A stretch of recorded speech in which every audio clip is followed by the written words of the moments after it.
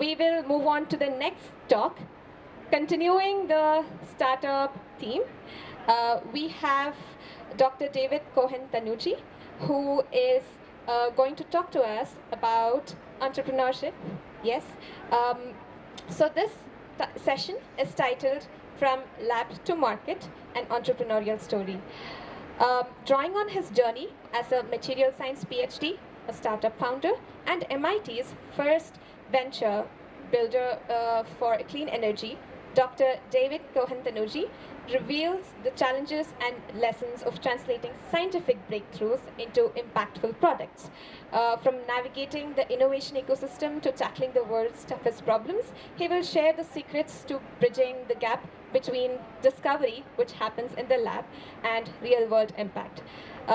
Please welcome Dr. David-Cohen Tanug, who is a senior technology leader at Massachusetts Institute of Technology, Cambridge. Over to you. No? All right, can everybody hear me now? Excellent. I'm very happy to be here. When I was 20 years old, I decided that I wanted to devote my scientific training and my scientific career to keeping the sky blue and keeping the earth clean. And I want to start by sharing the story of how I came to this conclusion. This is me when I was 20 years old in China. I was working as a volunteer in a Chinese school, countryside school, here with one of the students, and you can see he drew me with a very big nose. And during this time, I fell in love with the Chinese countryside, but I also was very sad to see that even on the most beautiful days, even in a rural area with not a lot of industry, not a lot of traffic, the skies were always full of smog from pollution. And as somebody who was trained in physics for my undergraduate studies, I decided that I wanted to use this training to make this sky blue. In the next few minutes together, what I want to do is tell you a little bit about my story and what I have learned about how all of us can use our interest and our training in science and engineering to make the world a better place, and specifically what I have learned in my journey about the challenges of taking an knowing what to invent and taking an invention and translating it into real impact in the real world. I live in Boston, and I studied graduate school at the Massachusetts Institute of Technology, MIT. And in coming to MIT, I decided I wanted to study materials science and engineering. So you can see the DMSE, Department of Materials Science and Engineering logo here. Why did I study materials science and engineering? Because I wanted to solve crucial energy and environment problems. And I learned very quickly that material science are the crux of almost all clean energy challenges. Materials underlie the efficiency of solar panels. Materials and new science of materials underlies the performance and the duration and the energy density of lithium-ion batteries. Materials are what makes possible or not possible the inside of a future fusion energy power plant. And these are just some examples. So I came to MIT and said, I want to make an impact on the world. I want to make the skies blue. I'm going to study material science. I'm going to try to invent something that does not exist and that can help our planet. But I learned something that shocked me. And that is that most inventions, even the most promising ones, never leave the lab and never have an impact on you and me. For example, 70% of university intellectual property, of university patents, are never licensed to a company. Something is invented, people spend a lot of time and a lot of money submitting patent information, and yet nobody actually ever licenses it or uses it. It's also true that something like 95% of new products fail. I found this shocking, and I wanted to understand why this is. So, what is happening here? And as scientists and engineers, how can we make sure that these things don't happen to our hard work? The first thing that I learned is that one common reason is because everybody is working on the same thing. And if you make a contribution and you think it's very unique, but 100 people are working on the exact same thing, the chances that you will make a very big impact are low. And so, for example, in my first year of graduate school, I was trying to decide, okay, what kind of materials am I going to work on? What problem am I going to solve? And I found that many people were working on battery materials. And many people were working on solar photovoltaic materials. I'm not that smart. I don't know what I can contribute that many smart and hardworking researchers are already trying. But then I found something. I found that almost nobody was working on clean water technology and materials for clean water.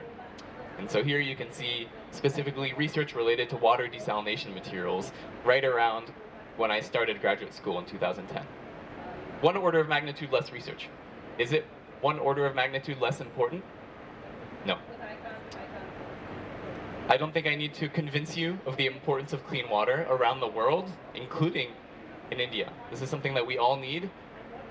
And unfortunately, there's not that much water. Here's a visualization of all the water available on Earth. The large sphere is all the water on Earth. You can see how much smaller it is in volume compared to the overall planet. And the smaller of those 2 spheres is fresh water, much less. And the tiny one, I don't know whether you can even see it, is accessible fresh water that is actually accessible to us. It would be nice if we could actually access the bigger of the 2 blue spheres, wouldn't it? And that would require taking salt out of water, desalinating the water, and having access to that for drinking or for agriculture, all these other uses. This exists already. You may have seen desalination factories, or may even have a small desalination system in your home. But water desalination remains expensive. Much more expensive, for example, than taking water from the ground. Why is it expensive, and what can a material scientist do to impact this? There are many factors, but the short answer is water desalination is expensive because you need to build a very large factory. Each of these tubes is 1 membrane pressure vessel, and you can see the tens of thousands of pressure vessels that are required here. And the second reason is energy cost. It is an energy-intensive process. A lot of energy goes into pushing water across filters, across membranes, and the energy cost and the size of the factory means water desalination is expensive, which means less water access for all of us. So I asked the question, maybe we could make a better filter, a better membrane, so it doesn't take so much energy to push the water across, and maybe the water can go faster, and we don't need so many of these pressure vessels. We can have a smaller plant. And we looked to a new class of materials called graphene. And graphene is 1 atom thick of carbon, just 1 sheet.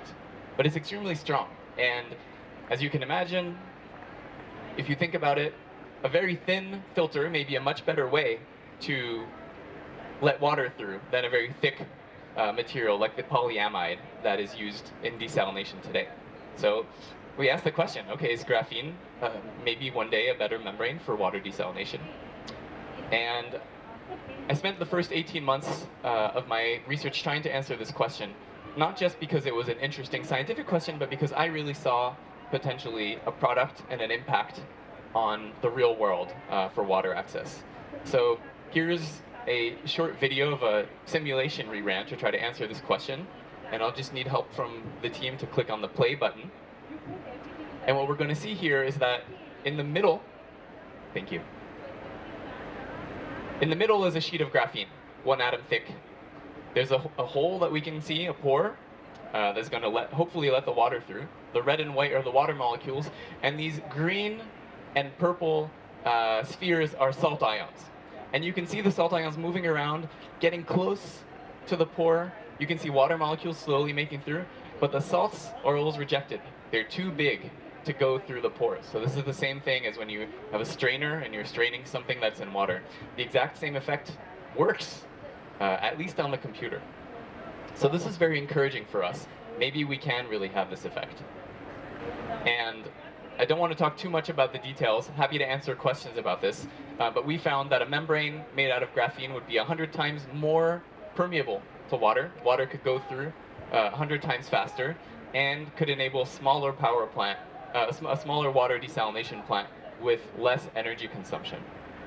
And I just want to say, as I talk to you, I want to invite all of you to interrupt me and ask questions. If there's anything you want to comment or ask me now or at other moments, I will pause and I'll invite you to exchange. This can be an interactive conversation. So let me pause here. Does anybody have any questions for me? Does this discover that you can have a desalination system at your home? Yes. Actually, you can have a desalination system in your home today, even without this, but only if the water is not very salty. Basically, the saltier the water, the more pressure you need to apply to force the water through. And if it's anything like seawater, it is really not possible with a home system. This starts getting closer. Unfortunately, there are thermodynamic limits to how little pressure you can apply simply because of osmotic forces. So this gets us closer to a home system, and certainly if the water that you are starting from needs to be filtered but is not too salty, then this would help get much closer to effective, affordable home systems. Thank you. Yeah, of course. All right, so throughout this talk, oh yeah, we have one more question over there. Yeah, basically, we are looking at sources which have salt content. What about sources which are there in the mountains, where there's ice, or they're natural springs, which don't necessarily have a very high salt content? In fact, some people just drink of the water naturally, especially people who are mountaineers, etc. So what is your take on that? Water like that does not need desalination. There may be other challenges to accessing it and bringing it to population centers, is my general impression. So it's accessible to the people who live close by, but what does it require to bring it to cities or larger populations? And can we do that in a way that is environmentally sustainable and doesn't fully withdraw the water from those places? Yeah.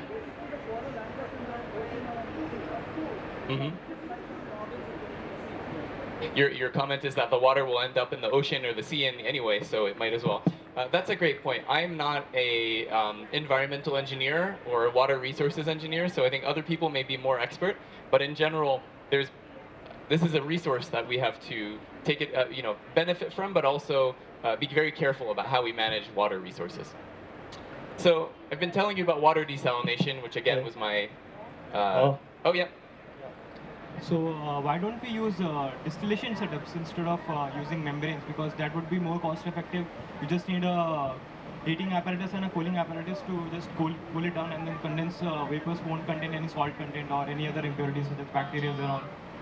So your question was about distillation. So essentially boiling water. If I boil water, the water will evaporate and I can condense it and get it back. Meanwhile, the salt will not evaporate, so I've separated the water and the salt. Yeah, you can do this. Actually, the earliest setups for water desalination 40, 50 years ago worked exactly like this. They were a little bit more sophisticated, multiple stages and things like that. That's how they worked. They are much more energy intensive. It takes a lot of energy to boil water. So if you have limited energy, or if you care about the energy and environmental and carbon footprint of what you are doing, it's just less economical. We have one more over there. Okay. Am I audible? Yeah. This new membrane which you are talking about, the new material from which membrane is made, is it in commercial use? Fantastic question. Let me get to that. So I'm a computational researcher, so I am not capable of building one such membrane. And what I'm going to do in the next few slides is tell you the exact answer to that question. So maybe I'll take this opportunity to keep telling you about what happened to this membrane technology, and then we can continue with questions after. So, but first, just one lesson from here, as we were talking about how to make impact. Oh, There's a second part to the question. Okay, I'll keep it. When you say Yeah. desalination, Yeah. This membrane, the new material membrane which you are talking about, Yeah. Can it be used for seawater? Yes. It can be. Yeah. Okay. Thank you very much. That's right. Okay, so let me continue telling you a little bit about this story, and then we can come back with more questions after in the next few minutes. So, first lesson here, to invent something impactful, look where others are not looking. Here's a very simple picture. Everybody's looking on the left. Turns out the treasure is on the right. This is in my experience, a great way to make sure that you can maximize your work and your research and your impact. After this first invention, my team at MIT and I applied for funding for more applied research and received this kind of funding. We worked with the MIT Technology Licensing Office to produce a patent application, which is an essential step to the commercialization process, because if you cannot protect your invention, then other people can imitate you, and it will be very difficult to find funding or people who want to follow your journey. And the reason we were able to do these things is because we had started to understand how our technology could be useful, who would use it, and what barriers would need to be solved. And this ability to speak with context and speak intelligently about the potential uses of our research is what enabled us to get this kind of funding and these patent applications. And how did we do that? How did we articulate the potential customers for our technology, or how it would be used, or what would the benefit be? We spent a lot of time talking with people in industry. Here's a picture of me with my friend Greg touring a real existing desalination plant to understand how things work today. We spent time reading a lot of more applied research, having conversations, doing techno-economic modeling to kind of picture the economics of how this would work. And so this really leads me to my second lesson, which is even if you are a fundamental scientist, but also if you're an applied engineer, it's good to have an application in mind while you conduct research. You never know where R&D will lead you, maybe a complete surprise, but it's good to have an application in mind to guide you. So to answer your question about the commercialization and is this technology actually available today, one thing we found in further exploration is that the material I was telling you about, graphene, has a lot of disadvantages for actual real-world scalable commercialization. I won't talk about all the details, but making it requires a lot of energy. You cannot solution process it. The sheet sizes are still relatively small, and the cost is prohibitive. So what do we do? This is actually not very uncommon. You invent something in the lab, you think it can change the world, and then you find that it's either too expensive to do at scale, or the process is not scalable. You can make it like this, but you can't make it like this, and so you're stuck. Luckily, colleagues of mine found that a similar material called graphene oxide does not suffer from many of these disadvantages. And so they took the original research, changed it a little bit, and focused on this material graphene oxide instead, that can be scalable and that can be economical. And long story short, my teammates, Shreya and Brent, also at MIT, turned this invention and all the work that they did on graphene oxide into a company. It's called VA Separations. It has commercialized the technology we were working on, and they've made this industrially scalable approach to making membranes. And so the reason for their success is because they found this process and this material that does work at an industrial scale. So this is lesson number 3 from us. Try, if you can, to invent something that could be made cheaply. If it can't be made cheaply, it's harder. Or 10 times better. If it's 10 times better, maybe it's okay if it's not cheap. Ideally, it's both 10 times better and cheaper. To continue telling this commercialization story from my friends Shreya and Brent at VIA, they started doing R&D outside of the university and gradually started signing projects with real industrial companies. And over the last several years, they have actually built their first of a kind commercial plant in Canada. And what they found along the way was that the first customer was not going to be a seawater desalination plant, actually. The first customer who really wanted this the most and who was willing to try it out soonest was a paper plant, a paper mill. They had challenges around separation of the materials, and they could not solve them today. Too much energy consumption, too much boiling, actually. And now this company has been quite successful in rolling this out, and the technology is working in a real commercial plant at this point. So this is my lesson number 4. When you have something that you think is going to change the world, try to find the people or the companies who have the biggest problem that you can solve, who need your invention the most. And then focus on them. They may not be who you thought at first. We thought seawater desalination or potable systems for your home. And this team found instead that it was paper industry that needed it first. Does not mean that you will gradually go to where you thought, but you maybe start somewhere different, and this is the right place to start. So that's lesson number 4. I, after graduate school, decided to do something totally different. I had found that this process of going from lab invention to commercial product was fascinating, really hard, and I had not yet learned all the things that I'm telling all of you today. So luckily I had met some classmates at MIT who were very smart, and we had started working on a project that became a perfect learning experiment for me about turning an invention in the lab into products. So this is my second story I want to tell you about. And it's actually now the bracelet that I'm wearing that I'll tell you about. And this is our motivation. Okay, we're in this big space, right? Cubic meters, many, many thousands of cubic meters here. And there's an audience here. And many of us are hot. Maybe some of them are not hot. How much energy does it take to move around all this air with fans? How much more energy would it take to cool this air with air conditioning? A lot, a lot. And yet, there's just a few of us here in this room compared to the overall volume. So we asked this question, what if you could help people cool or warm themselves directly on their body? Could you make people more comfortable and more in control of how they feel? And could you save energy on air conditioning or heating or fans? And in particular, could you replicate this effect that I think we all know that if you touch something cold, you feel colder? So we, as material scientists, invented a new application of a class of materials called thermoelectric materials that have this very special property, thermoelectric materials, that when electrical current goes through the material, one side gets cold. And if the current goes the other way, that side gets hot.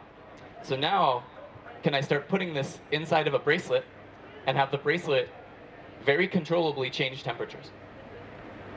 The answer is yes. We won a student contest on this idea. We built a prototype.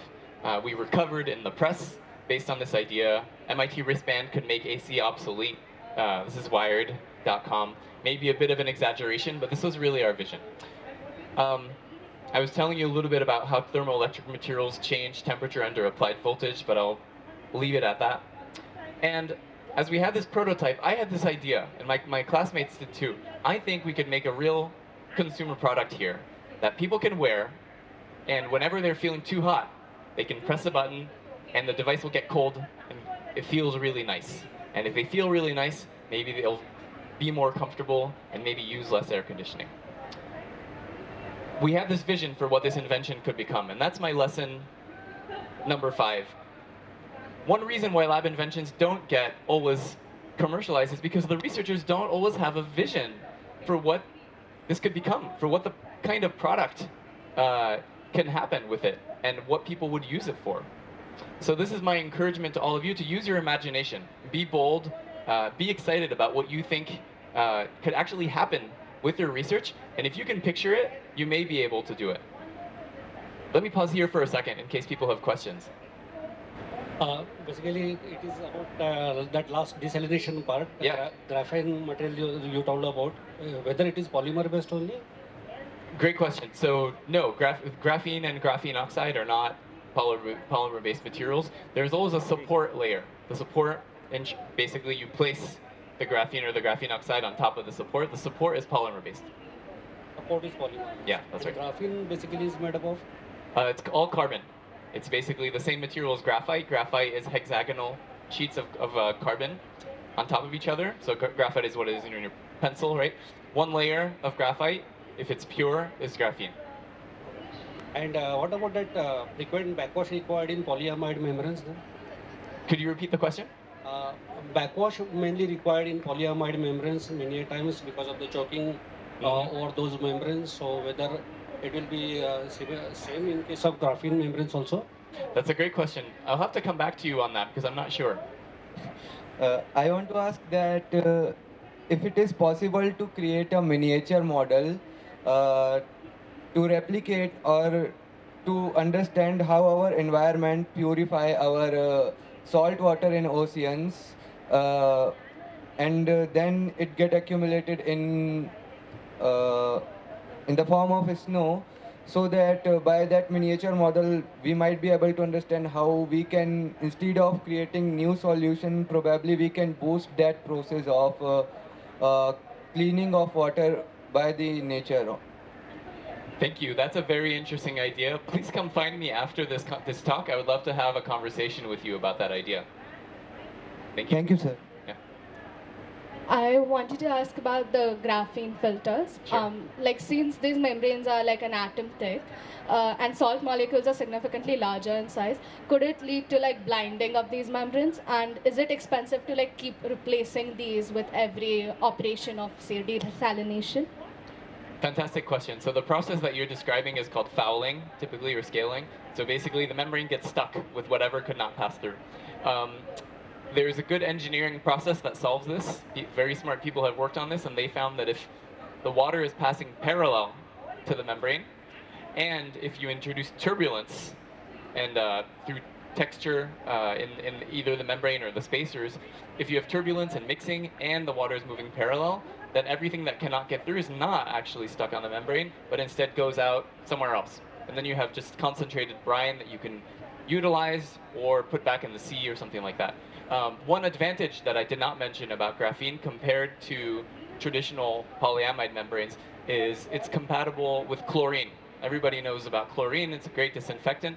If you have any biological material that accumulates and grows on a membrane, today you cannot use chlorine to remove the biological material because otherwise you damage the membrane and it doesn't work anymore. Graphene is not that way. So if you had that problem, chlorine or other harsh chemicals would be okay. Yeah. My name is Lohit. Hi, Dr. David. So my question is for the thermoelectric generator that you were showing, right? Sure. What I know about this, because I have worked with this particular piece, and that when you apply the potential difference for the longer time, right, it gets heat up on the other side also. Absolutely. The cooling side. So Yeah, how you yeah. taken that challenge and how you solved Great. that? Because in one of the hackathon I have built one of the co-healing chairs sheet. Yeah. So it is like at the base when you get a lot of sweat at the bottom, right? So that helps you to sweat out, Fantastic question. Thank you. So I'll repeat the question for everybody. I just said one side gets cold, so I have a cooler on my wrist. But you pointed out correctly that the other side gets hot. It's a heat pump. So I'm moving heat away, but means the other side gets hot. And if I do it too long, both sides start getting hot because the heat just can't move fast enough, and the device is also dissipating its own energy. So now I have the side that was cold starts actually getting hot, and then the whole thing is hot, and then it defeats the purpose. And that's why nobody had done it before, right? The idea was not very complicated. Why did we succeed where other people had failed? Is because we found that if you do it for a very short amount of time, if you cool for a very short amount of time, very fast, there's not enough time for the whole system to overheat, and the nervous system responds more strongly. Has anybody had the experience of jumping in a cold swimming pool or a cold ocean or something cold like that? What have you noticed, right? You jump in, it feels really cold. How about 1 minute later, 2 minutes later? Are you still cold? Not so much, right? Very quickly, your body stops feeling the difference. And that's because my body, your body, is actually much better at feeling changes, contrasts, as opposed to absolute temperatures. And that means that if I cool very quickly and stop, you just feel that change. And it's good because if I continued cooling constantly, you wouldn't even notice it. And then the whole device would be overheating. So this is a long way to say that by using changes, very rapid changes in temperature that are precisely tuned for how the nervous system experiences warmth or cold, we're able to prevent overheating, obviously save electricity in the device, so longer battery life, and provide stronger cooling sensation. I'm just trying to think something out of the box. Yeah. Have you tried, since this is graphene, which is an extension of coal, have you just tried using simple charcoal, okay? And maybe not in its form, but using some kind of a nanotechnology, etc. Have you looked at those options? That's a great question. So you're right, coal is carbon, graphene is carbon. Is there a way to go from one to the other?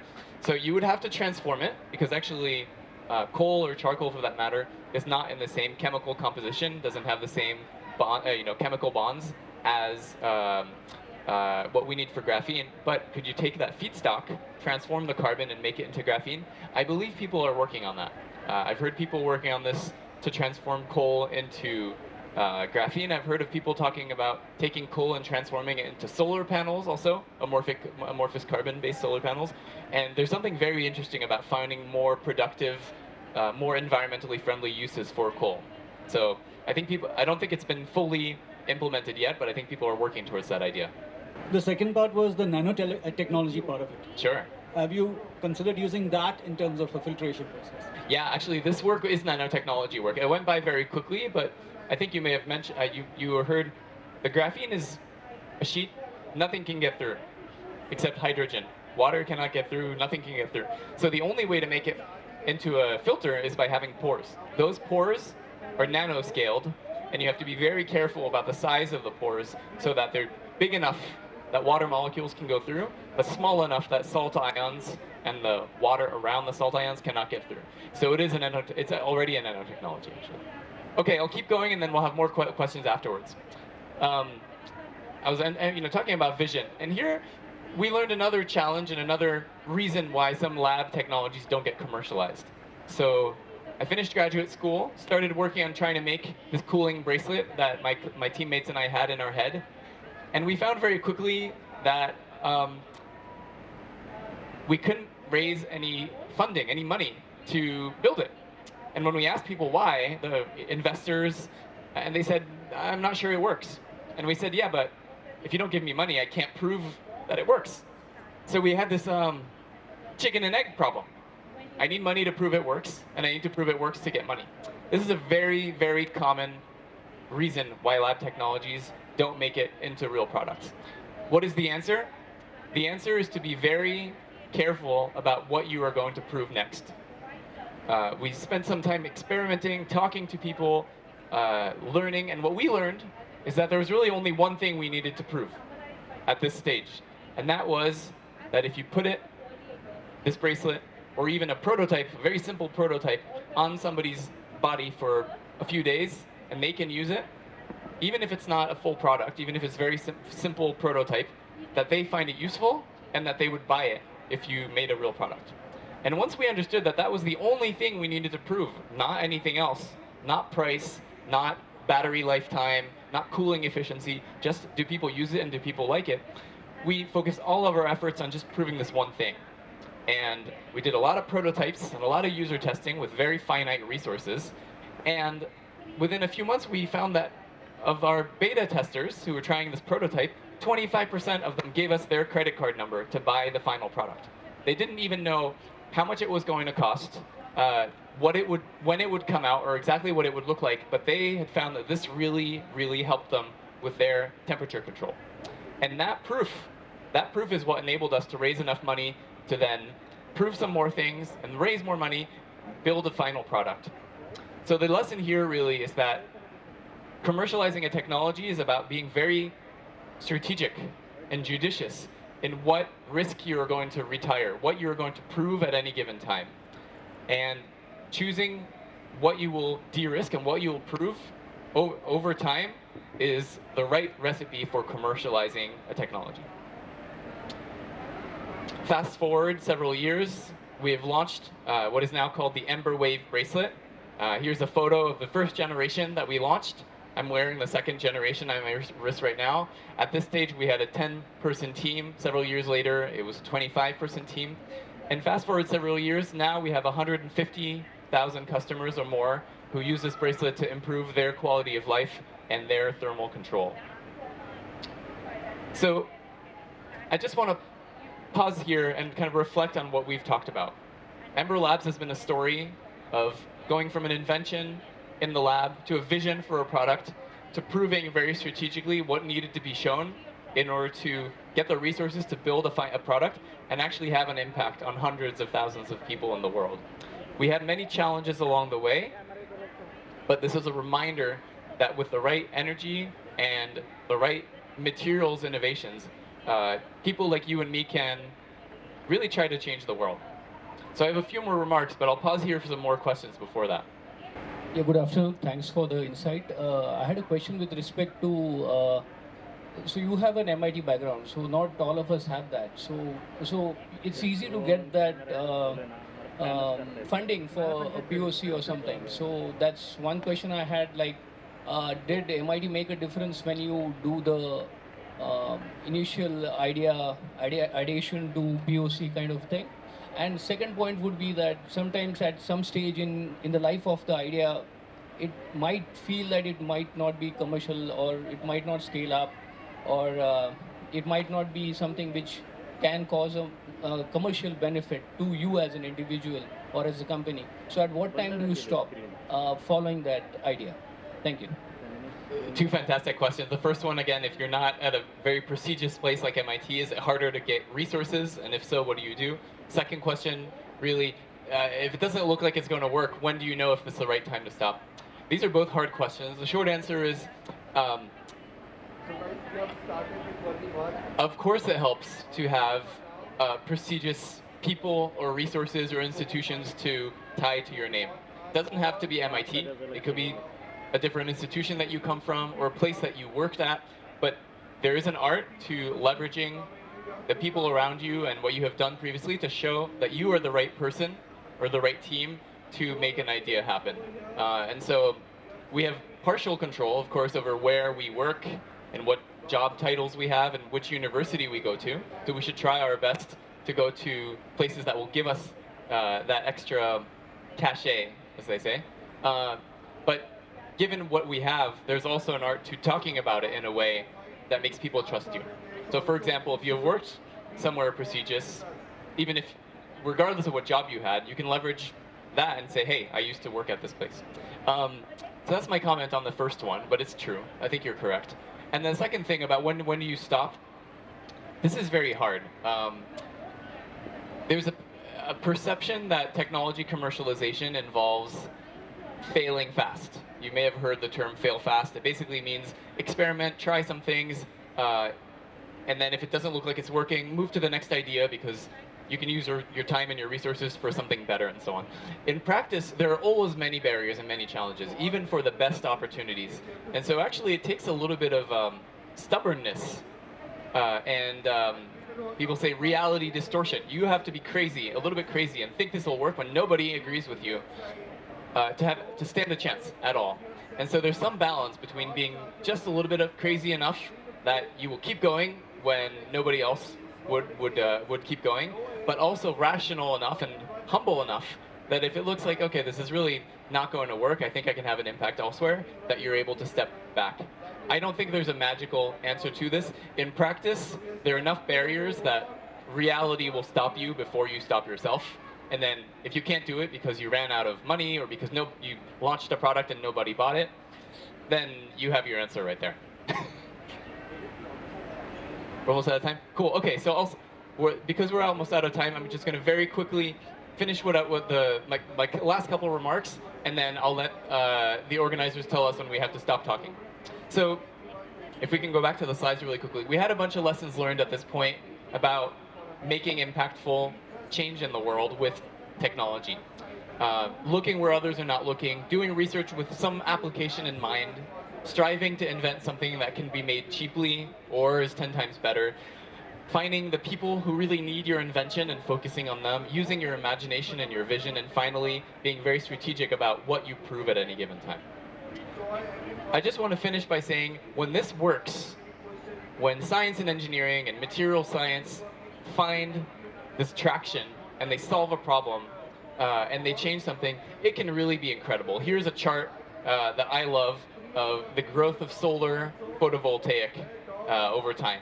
And the yellow lines are predictions. Every year, some bodies do forecasts of what they think will happen to solar. The black line is what has happened.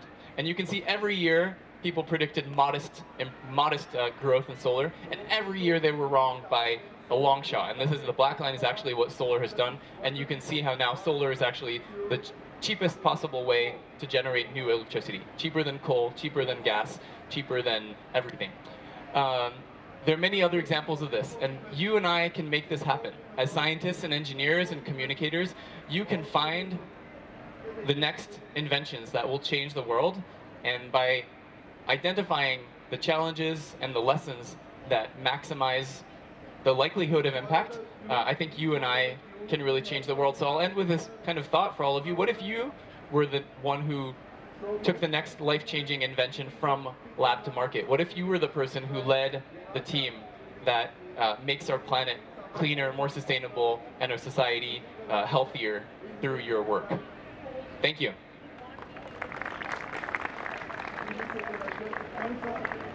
Okay, so I'm not sure whether we have time for any more questions, but I have two questions basically, which are based on which will amalgamate both of the research which you are working upon.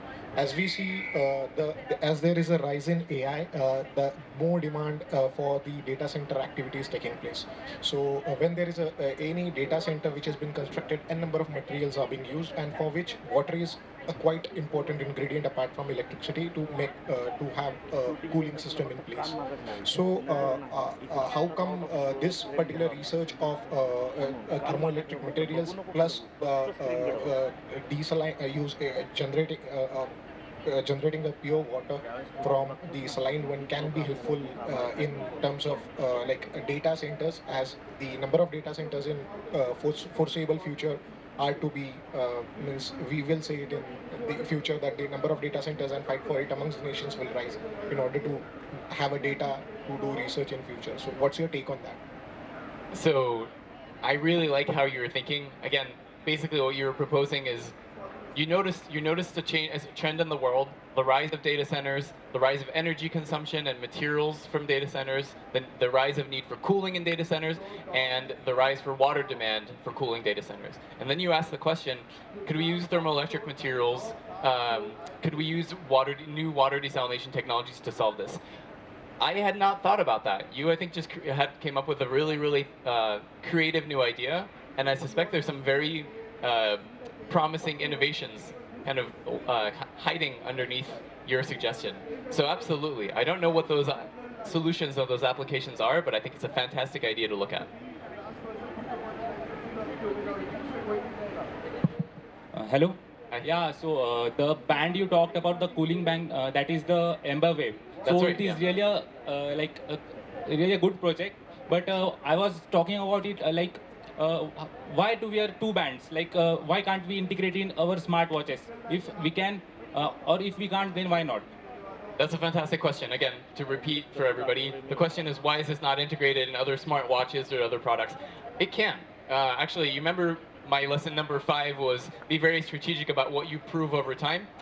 I would not say that we're finished with that process. Right now, what we are trying to prove is that even if you make a product that has only one function, cooling and warming, doesn't tell time, it doesn't track your steps, it doesn't, you can't talk to it, it doesn't track your sleep and all these other things. Even if it has one use, people will still buy it and use it and like it.